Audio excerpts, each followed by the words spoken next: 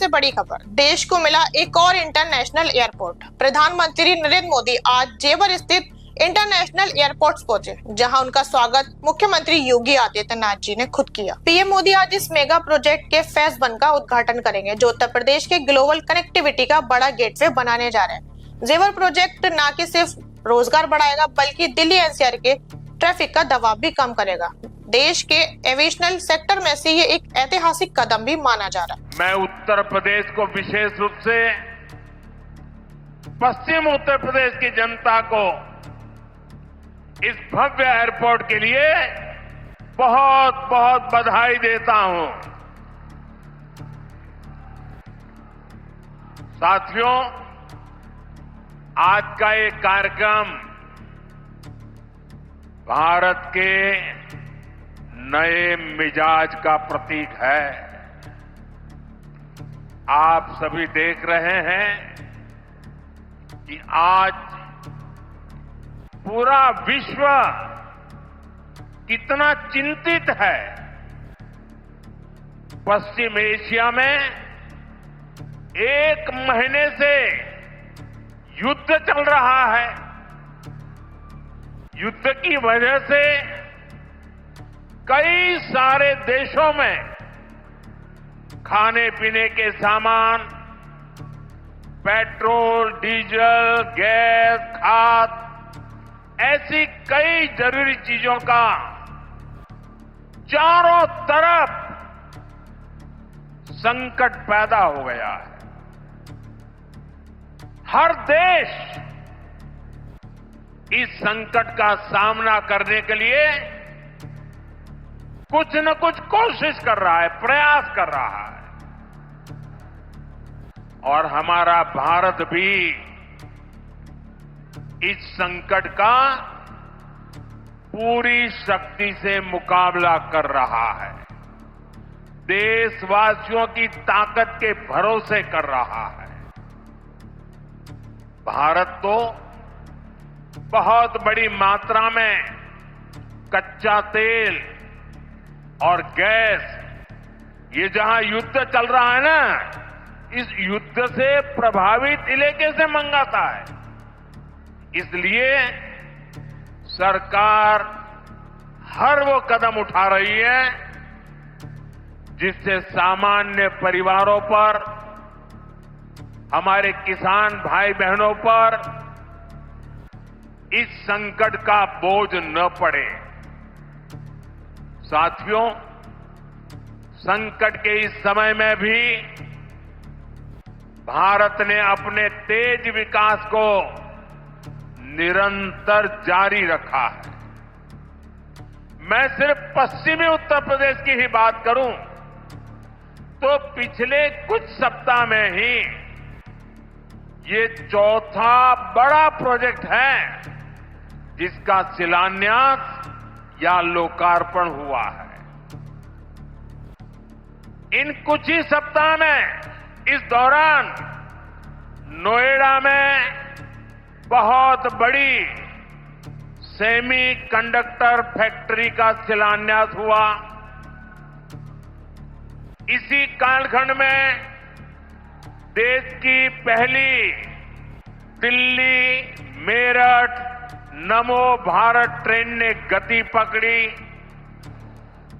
इसी कालखंड में मेरठ मेट्रो का विस्तार किया गया और इतने कम समय में आज नोएडा इंटरनेशनल एयरपोर्ट का आप सबके हाथों से उद्घाटन भी हो गया।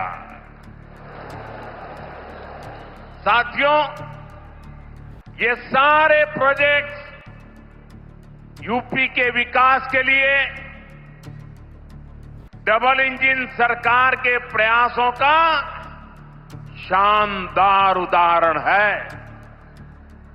सेमीकंडक्टर फैक्ट्री भारत को टेक्नोलॉजी में आत्मनिर्भर बना रही है। मेरठ मेट्रो और नमो भारत रेल तेज और स्मार्ट कनेक्टिविटी दे रही है और ये हमारा जेवर एयरपोर्ट पूरे उत्तर उत्तर भारत को दुनिया से जोड़ रहा है। और आपने अभी वीडियो में देखा, ये ऐसा एयरपोर्ट बन रहा है, हर 2 मिनट में एक जहाज उड़ेगा, हर 2 मिनट में एक जहाज उड़ेगा। पहले सपा वालों ने नोएडा को अपनी लूट का एटीएम बना लिया था, लेकिन आज भाजपा सरकार में वही नोएडा यूपी के विकास का सशक्त इंजन बन रहा है। साथियों, जेवर का ये एयरपोर्ट डबल इंजन सरकार की कार्य संस्कृति भी, इस कार्य संस्कृति का भी बहुत अच्छा उदाहरण है। अब आप सोचिए, इस एयरपोर्ट को अटल बिहारी वाजपेयी जी की सरकार ने 2003 में ही फाइल में मंजूरी दे दी थी। 2003 में आप में से बहुत होंगे जिसका जन्म नहीं हुआ होगा, बहुत वो लोग होंगे जो उस समय 25-30 साल के, 35 साल के हुए होंगे और आज रिटायर्ड की हो गए, लेकिन एयरपोर्ट नहीं बना। लेकिन केंद्र में कांग्रेस और यहां की पहले की सरकारों ने सालों तक इस एयरपोर्ट की नींव तक नहीं पड़ने दी। 2004 से 2014 तक ये एयरपोर्ट फाइलों में ही दबा रहा। जब हमारी सरकार बनी तो यूपी में सपा की सरकार थी।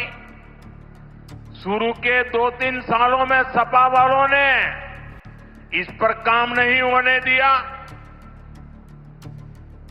लेकिन जैसे ही यहां भाजपा एनडीए की सरकार बनी, दिल्ली में भाजपा एनडीए की सरकार बनी, तो जेवर एयरपोर्ट की नींव भी पड़ी, निर्माण भी हुआ और अब ये शुरू भी हो गया है। साथियों, एयरपोर्ट के अलावा ये क्षेत्र देश के 2 बड़े फ्रेट कॉरिडोर्स का भी हब बन रहा है। ये फ्रेट कॉरिडोर माल गाड़ियों के लिए बिछाई गई स्पेशल पटरियां हैं। इससे उत्तर भारत की बंगाल और गुजरात के समंदर से कनेक्टिविटी बेहतर हो गई है और दादरी वो स्थान है जहां ये दोनों कॉरिडोर आपस में मिलते हैं। यानी यहां किसान जो उगाते हैं, यहां उद्योग जो कुछ बनाते हैं, वो जमीन से, हवाई मार्ग से दुनिया के कोने कोने तक तेजी से जा पाएगा। ऐसी मल्टी मॉडल कनेक्टिविटी के कारण यूपी दुनिया भर के निवेशकों के लिए बहुत बड़ा आकर्षण बन रहा है।